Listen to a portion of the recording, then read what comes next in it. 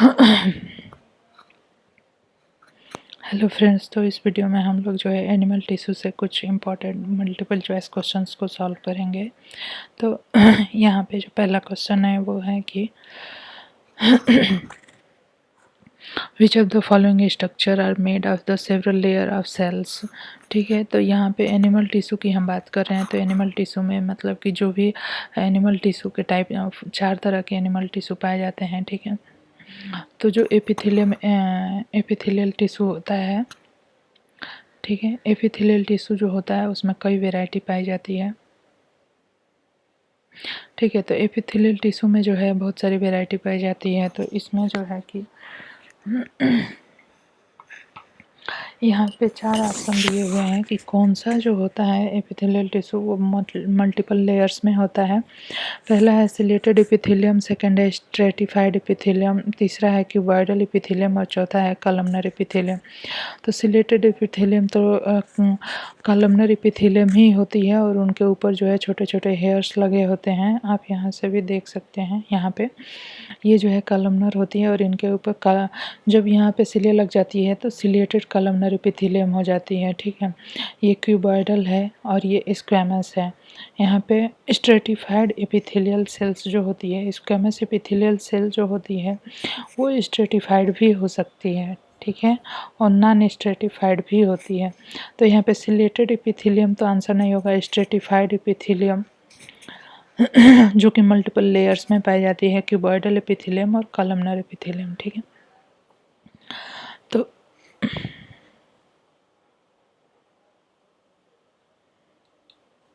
तो यहाँ पे जो है आंसर आपका हो जाएगा स्ट्रेटिफाइड एपिथेलियम।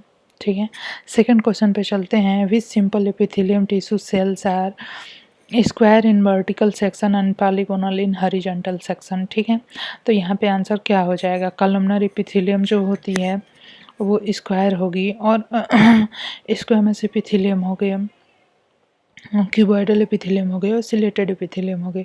ठीक है, तो यहाँ पे आंसर कौन सा हो जाएगा, यहाँ पे आंसर हो जाएगा क्यूबॉइडल एपिथेलियम, क्योंकि जब हम इसको कट करेंगे वर्टिकल सेक्शन में एंड तो ये स्क्वायर दिखेगी और पॉलीगोनल दिखेगी हॉरिजॉन्टल सेक्शन में। ठीक है,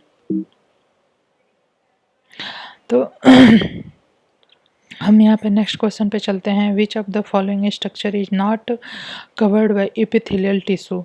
कौन सा जो स्ट्रक्चर है जो कि एपिथेलियल टिश्यू से कवर्ड नहीं होता है। तो ब्लड वेसल जो होती है एपिथेलियल टिश्यू की ही बनी होती है। डाइजेस्टिव ग्लैंड्स, ठीक है, सेकेंड ऑप्शन है। थर्ड है स्किन, तो स्किन भी जो है यहाँ पे नॉट पूछ रहा है। तो स्किन, और थर्ड ये डी है कार्टिलेज। ठीक है, तो कार्टिलेज जो होता है ये कनेक्टिव टिश्यू से कवर्ड होता है। ठीक है, तो कौन सा जो है कि एपिथेलियल टिश्यू से कवर्ड नहीं होता, तो ये हम कार्टिलेज यहाँ पे आंसर हो जाएगा। नेक्स्ट क्वेश्चन है कि which type of epithelium is present in the inner lining of large bronchi. ठीक है, तो लार्ज जो ब्रोंकाई होती है, जैसे कि जो हमारा रेस्पिरेटरी सिस्टम है तो नोज से शुरू होता है, फिर ट्रैकिया पे जाते हैं, ट्रैकिया से ब्रोंकाई, 2 ब्रोंकाई में डिवाइड होता है। ये ब्रोंकाई जो है ब्रों ट्रैकिया, ब्रोंकाई, ब्रोंकियोल, इस तरह से प्राइमरी ब्रोंकियोल, सेकेंडरी ब्रोंकियोल ऐसे डिवाइड होता है। तो यहाँ पे ऑप्शन है पहला squamous epithelium. Inner lining of large bronchi का पूछ रहा है। जो स्क्वैमस एपिथेलियम होती है वो ब्रोंकियोल्स में प्रेजेंट होती है। ठीक है, और यहाँ पे जो है सीडो स्ट्रेटिफाइड एपिथेलियम ये कहाँ पे होती है, ये हमारे ट्रैकिया में ये नहीं होती है। क्यूबॉइडल एपिथेलियम और डी है कॉलमनर एपिथेलियम। कॉलमनर जो सिलेटेड कॉलमनर एपिथेलियम होती है वो ट्रैकिया में होती है। और यहाँ पे लार्ज ब्रोंकाई में जो पूछा है तो यहाँ पे कौन सी एपिथेलियम हो जाएगी, तो यहाँ पे क्यूबॉइडल एपिथेलियम यहाँ पे आंसर हो जाएगा, क्योंकि क्यूबॉइडल एपिथेलियम जो होती है लार्ज ब्रोंकाई में प्रेजेंट होती है। नेक्स्ट क्वेश्चन है 5, विच of the following is arrange in a single layer. इसमें से कौन सा जो है कि सिंगल लेयर में अरेंज होता है, तो स्ट्रेटिफाइड एपिथेलियम, ऑप्शन ए है तो ये तो मल्टीपल लेयर में अरेंज होता है। सेकेंड है स्यूडो स्ट्रेटिफाइड एपिथेलियम, तो ये जो है सिंगल लेयर ही होता है, लेकिन इस तरह से अरेंज होता है, ऐसे लगता है जैसे कि कई लेयर बनी हुई है, लेकिन लेयर एक ही होती है। तो आंसर बी भी नहीं होगा। सी है सिलेटेड एपिथेलियम, ये भी सिंगल लेयर होती है। डी है ट्रांजिशनल एपिथेलियम। ठीक है, हाँ, तो यहाँ पे आंसर हो जाएगा स्ट्रेटिफाइड एपिथेलियम। जो स्ट्रेटिफाइड एपिथेलियम होती है वो मल्टीपल लेयर्स की बनी होती है। यहाँ पे आप देख सकते हैं स्ट्रेटिफाइड एपिथेलियम का, स्क्वेमस एपिथेलियम का स्ट्रेटिफाइड फॉर्म में दिखाया है, इसकी मल्टीपल लेयर्स होती है। ठीक है, तो ये स्ट्रेटिफाइड एपिथेलियम का इमेज हो गया। यहाँ पे नेक्स्ट क्वेश्चन पे चलेंगे। Which tissue is located in uterine tube and proximal tube of kidney respectively. ठीक है, तो यूटेराइन ट्यूब में और प्रॉक्सिमल ट्यूब में किडनी के जो किडनी होती है उसमें जो है नेफ्रॉन जो होता है वो उसका यूनिट होता है। ठीक है, एक्सक्रीशन का।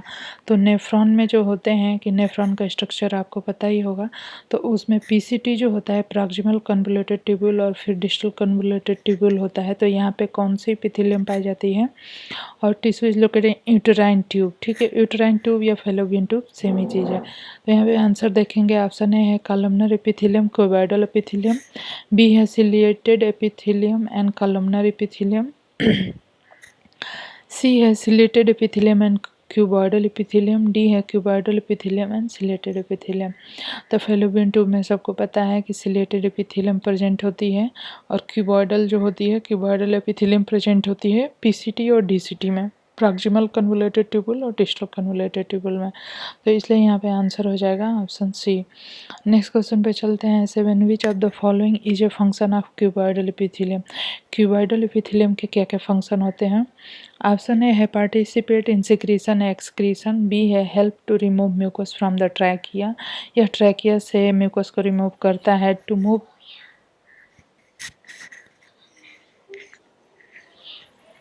To move mucus in a specific direction, protect inner tissue cells. तो यहाँ पे आंसर हो जाएगा participate in secretion and excretion, क्योंकि क्यूबॉइडल एपिथेलियम जो होती है जितनी भी ग्लैंड्स होती हैं उनमें प्रेजेंट होती है, और वो सिक्रीशन में और एक्सक्रीशन में हेल्प करती है। क्यूबॉइडल एपिथेलियम जो है किडनी में भी प्रेजेंट होती है, और वहाँ पे जो है एक्सक्रीशन में भी हेल्प करती है। नेक्स्ट क्वेश्चन पे चलते हैं। Name the structure arranged on basement membrane in compound epithelium. Name the structure arranged on basement membrane in compound epithelium. जो कंपाउंड एपिथेलियम होती है उसके बेस पे जो लेयर जो सेल्स की लेयर होती है उसको क्या बोलते हैं। ऑप्शन ए है मल्पिगियन कार्पसल्स, बी है मल्पिगियन ट्यूब्यूल्स, सी है जर्मिनेटिव लेयर एंड डी है मल्पिगियन बॉडी। तो यहाँ पे आंसर हो जाएगा जर्मिनेटिव लेयर्स। नेक्स्ट क्वेश्चन है which tissue occur within the passage of the excretory organ. Excretory organ के पैसेज में जो होते हैं कौन से टिश्यू होते हैं। सिलेटेड स्ट्रेटिफाइड एपिथेलियम, बी है स्क्वेमस स्ट्रेटिफाइड एपिथेलियम, सी है ट्रांजिशनल एपिथेलियम, डी है क्यूबॉइडल स्ट्रेटिफाइड एपिथेलियम। तो फ्रेंड्स यहाँ पे आंसर हो जाएगा D, cuboidal cuboidal stratified epithelium. Next question है क्वेश्चन नंबर 8, ये तो हो गया। तो आपका ये क्वेश्चन 9 का, sorry,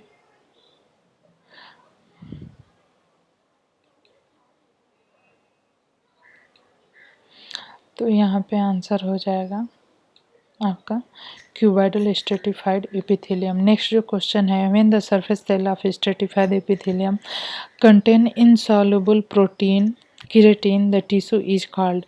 when the surface of stratified epithelium, जो स्ट्रेटिफाइड एपिथेलियम है अगर वो इनसॉल्युबल प्रोटीन केराटिन को कंटेन करती है तब उस टिश्यू को हम क्या कहते हैं।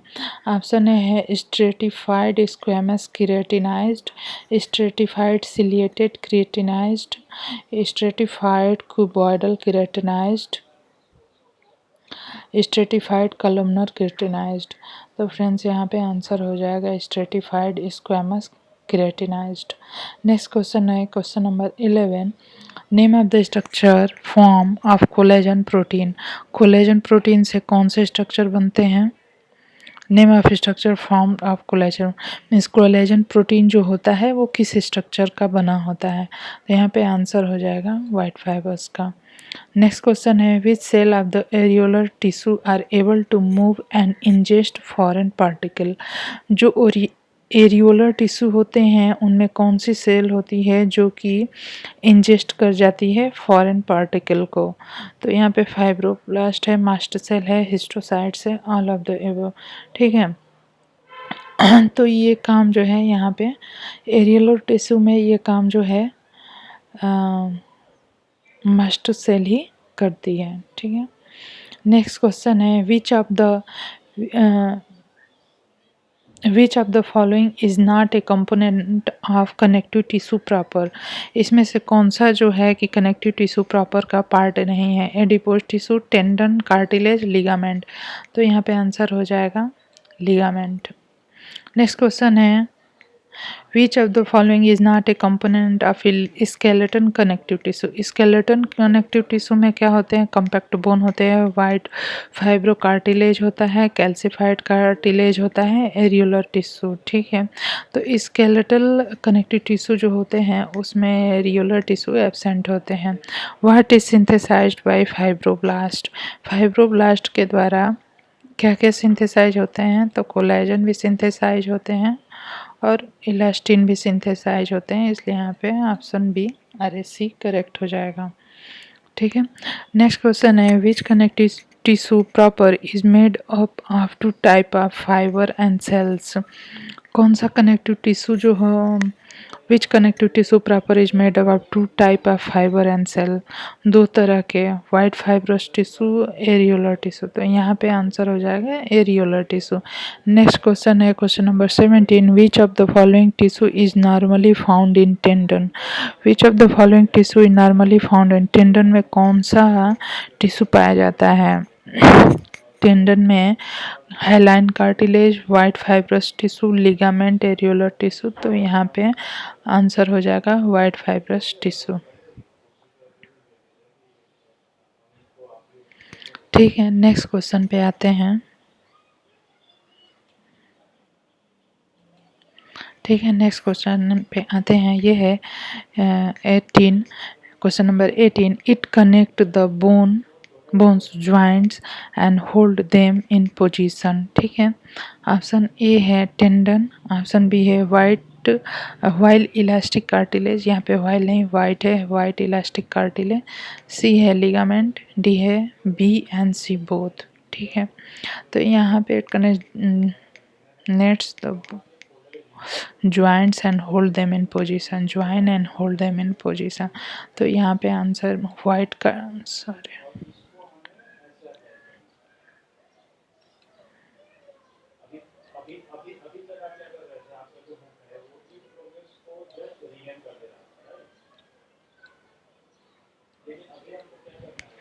ऑप्शन क्वेश्चन नंबर 19 है give example of elastic bond. Give example of elastic bond, tendon, ligament, cartilage. ठीक है। तो कौन सा इलास्टिक होता है? यह जो है लिगामेंट जो होता है वो कार्टिलेज नहीं, लिगामेंट जो होता है वो इलास्टिक होता है।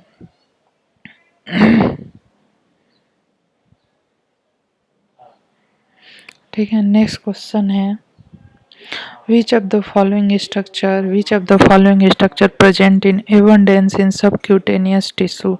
which of the following structure present in abundance in subcutaneous tissue। subcutaneous tissue में कौन सा स्ट्रक्चर जो होता है abundance में होता है? Yellow elastic fibre, adipose tissue, white fibrous tissue, tendon. तो यहाँ पे सबक्यूटेनियस पे होता है एडिपोज टिश्यू। नेक्स्ट क्वेश्चन है it is composed of bundle of collagen fibre. कौन सा इसमें से बंडल ऑफ कोलेजन फाइबर से बना होता है? Tendon, hyaline cartilage, white fibrocartilage, white fibrous tissue, white fibrocartilage. ठीक है। नेक्स्ट क्वेश्चन पे चलते हैं। Who synthesize elastin protein, elastin protein को कौन सिंथेसाइज करता है? Fibroblast, adipose cell, phagocytic cell, mast cell. यहाँ पे आंसर हो जाएगा फाइब्रोब्लास्ट सेल। नेक्स्ट क्वेश्चन है विच of the following structure is seen in the joints between skull bone, कौन सा यह जो स्ट्रक्चर है वो जो स्कल की बोन होती है उनको ज्वाइन करता है? Yellow elastic tissue, cellular cartilage, tendon, white fibrous tissue. तो यहाँ पे सी होता है, ठीक है। नेक्स्ट क्वेश्चन है which structure is able to move in areolar tissue, areolar tissue में वह कौन सा स्ट्रक्चर होता है जो कि मूव कर सकता है? एडिपोज सेल्स है, फेगोसिटिक सेल्स है, फाइब्रोब्लास्ट है, मास्ट सेल्स है। तो यहाँ पे जो हो जाएगा ये फेगोसिटिक सेल्स हो जाएगा आंसर। और नेक्स्ट क्वेश्चन है name the connective tissue present in larynx, larynx में कौन सा कनेक्टिव टिश्यू प्रेजेंट होता है? White fibrous cartilage, hyaline cartilage, areolar tissue, yellow elastic fibre. तो यहाँ पे हाइलाइन कार्टिलेज हो जाएगा। नेक्स्ट जो क्वेश्चन है which connective tissue is found in epiglottis, epiglottis में कौन सा कनेक्टिव टिश्यू पाया जाता है? पहला ऑप्शन है येलो इलास्टिक कार्टिलेज, बी है कैल्सिफाइड कार्टिलेज, बी है कैल्सिफाइड कार्टिलेज, सी है एरियोलर टिश्यू और डी है वाइट फाइब्रस टिश्यू। तो यहाँ पे हो जाएगा कैल्सिफाइड कार्टिलेज, तो ये तो नहीं होगा। वाइट फाइब्रस टिश्यू, ये भी areolar tissue, yellow elastic cartilage. तो फ्रेंड्स यहाँ पे जो है आंसर हो जाएगा option D white fibrous cartilage. तो ये जो था हमारा ये एनिमल टिश्यू पे कुछ मल्टीपल चॉइस क्वेश्चन थे। अगर आपको मेरा वीडियो पसंद आता है तो इसको लाइक करें, शेयर करें, सब्सक्राइब करें, और अगर आपको इसमें कुछ भी नहीं समझ आया हो तो इस पर कमेंट करें, और हम जो है कि इसको ज़रूर से कमेंट्स को पढ़ के उसके आंसर करेंगे। ओके,